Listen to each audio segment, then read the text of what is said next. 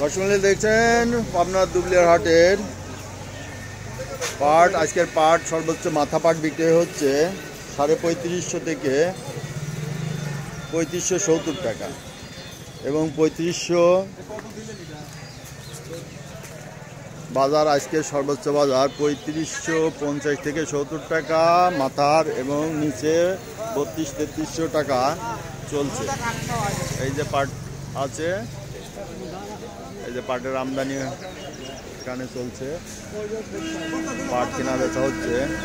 এই যে এখানে একটা পাট দেখা হচ্ছে, পাটের আটটা বের করছে এবং কালারটা, এটা মাথার না।